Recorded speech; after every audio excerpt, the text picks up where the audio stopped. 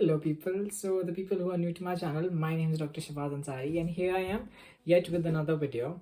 And in this video I'm going to be talking about how to ace in your UK interview for your job. So yeah, let's just get right into it. So first of all, let me give a pretext that what the interview is and all the basic details. So basically, once you're selected for the job, you're contacted by the HR telling you that congratulations, you'll be selected for an interview. Would you like to go on for us to schedule this interview or not? So they'll always ask you if you want to give this interview at the first place. So if you miss that email, because at times it might go into your junk folder or your other messages as well. So yeah, keep an eye on that once you apply for jobs. Yeah, the second thing is, most of the times these interviews are pre-scheduled, that they'll ask you, okay, we are scheduling this interview on this day, will you be fine to attend it, or do you want us to reschedule it? So if you're not available that particular date, it's better to tell them before, and if you can make arrangements to be there on time, that's absolutely good. So yeah, before now that the pretext is done, let me just get right into the video. So the first and foremost thing is set up your base, because most of the interviews that the NHS does is either on Zoom or Microsoft Teams. So first and the foremost thing, you have to set up the base, that you have the application on your phone or your laptop. I would recommend to do it on your laptop, because at times they might share an ECG, or they might give you a clinical scenario on a picture, or they might give you some other photo for you to explain, or something of that sort. And visualizing it on a phone, it's a bit of a difficult thing, but yeah, that's your individual preference. If you can manage it, that's up to you. Okay, the other thing is, just correlate with the time of the UK, because if they say the UK people say that it's going to be at 1 p.m, you might actually get an idea that okay, it's Pakistani or Indian or UK. So yeah, just set the time that it's UK standard time, so you could manage the 4-hour or 5-hour difference, whatever there is that you have, accordingly.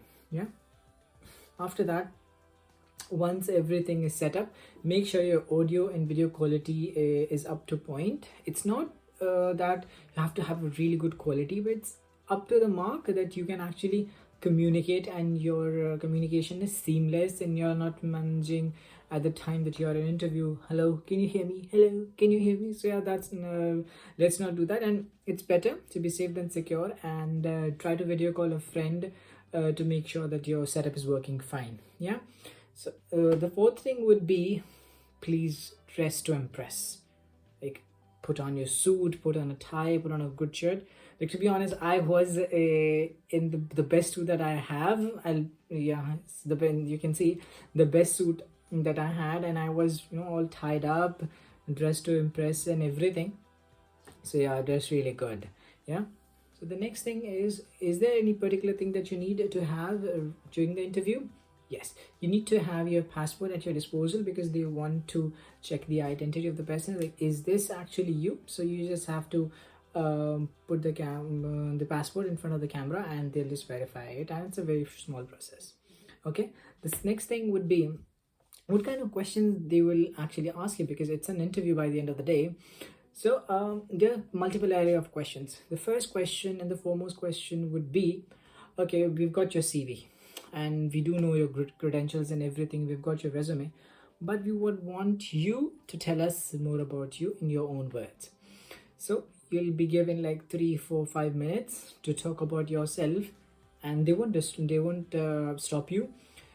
This is a very tricky part, because a lot of people cannot. This is basically self-praising yourself, explaining yourself in your own words, and describing yourself. Okay, I'm Shahbaz Ansari, I am from this place, I've done this, because that's something they already know. So what is something else that you want them to know, which is not written in that CV? Maybe showcase your personality, maybe showcase your weak points, maybe showcase your strong points.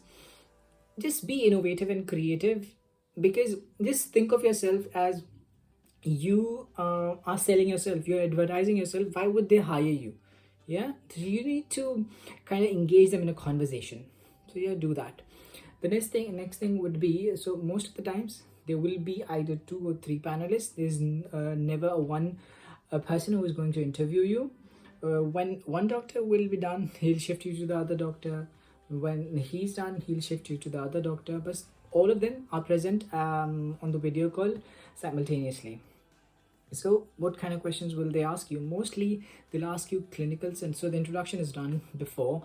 Now they'll ask you clinical scenarios, and these depend upon your job description, whether you're working in the A&E, whether you'll be working as a medicine person, whether you'll be working at surgery. So these questions tend to change according to your job description and your post. So for example, I can give you my experience. My post is an Acute Care Clinical Fellow, and my post basically revolves in emergency. So it's A&E, AMU, and ICU. So I was giving a couple of scenarios which were emergency related. A person has come, he's collapsed, he's unconscious. So what are you going to do? So you have to walk them along, that I'm going to do this first, I'm going to do that first, then I'm going to ask for help, I'm going to discuss with the senior, and I'm going to do this investigation, that investigation, and blah blah blah, whatever there is. And shift to the next consultant or registrar, whoever that is. He's also going to give you a hypothetical scenario. For me, that scenario was that you're in the ICU and you have your duty, and your colleague needs you in the ED. So for some patient who has been collapsed, so what you're going to do? So my answer was, because I had already heard about this question, so I gave a very cheeky answer. Like, first of all, I would note the extension down and everything. I'll make sure that my patients are safe and sound, or anybody needs critical attention. So they need undivided attention, and I cannot actually leave them. So I'll excuse them. If everything is okay in the ward, I'll ask my fellow colleague to look after my patients. Meanwhile, I'll go and help out my colleague in the ED. I'll do all of it that's necessary, starting from the ABC. And there, the consultant actually stopped me, because, okay, what will you do at A? Then what will you do at B? Then what will you do at C? It might be as basic as this, or they might ask you something like, okay, this is the ECG and this is the history. So what do you suggest that he might have? So they'll discuss things with you, and you can always ask them questions like, I need a bit more detail. Can you give me a bit more history? Yeah, and if you don't know anything, don't be disheartened, because as a junior doctor, it's very unlikely to know everything and anything. If you know everything, then why bother becoming a junior doctor? You should be a consultant anyway. So yeah, moving on. So I had just 2 scenarios, and the last part was the lead consultant took me over, and then he basically asked me some personality questions. Okay, so you told us about yourself and everything, but tell us, what do you want from us? What kind of jobs you're thinking according to your skills will you be contributing to us? So these are personality questions, and you're basically selling yourself, as I said earlier. So you have to tell your strengths, your weaknesses. Then he asked me that, okay, so have you witnessed any particular scenario that you should have done better, and everything. After that, he asked me, okay, where do you see yourself 5 years from now?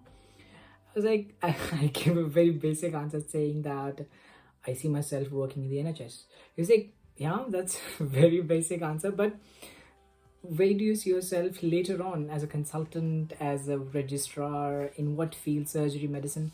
I gave a very honest answer that, to be honest, I've had a surgical background, but coming to the UK, I want to be open, and A&E gives me the opportunity to see every case, be it surgery, medicine, cardiology, nephro, everything. So I would just want to keep my options open, and I'll go on wherever I see myself fit later on, but it's too early to decide, and I'm really sorry I cannot give you a pinpoint answer. He was like, yeah, fair enough. So that was about it. Then he thanked me. Then he asked me, do you have any questions for us that you want to ask? And yeah, I would, a pro tip, there are many people who give interviews, but a lot of people are not remembered because of their answers. And if you ask a question, it might actually stand you out. Okay, I've got a question that I need to ask you.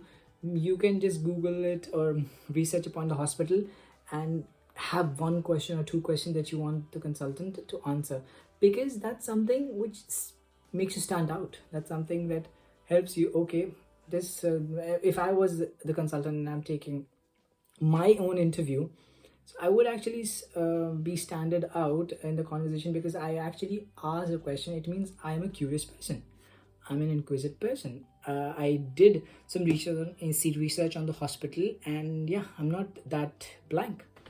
So yeah, that was about it. And please share your interview questions and encounters that you have had in the interviews. And to be honest, I am a very inquisitive and talkative person. I'm what's called an annoying extrovert. So I have gone to a lot of interviews, knowing that I'm not going to do this job anyway, just for the feel of the interview vibes and meeting new persons. Yeah, that's about it for me. And if you like this video, please give it a like, share and subscribe. And it's not a complaint, but a lot of people actually view my videos but don't subscribe it, and you're missing out on a lot of content. So yeah, thank you, and that's about it. See you later. Bye bye.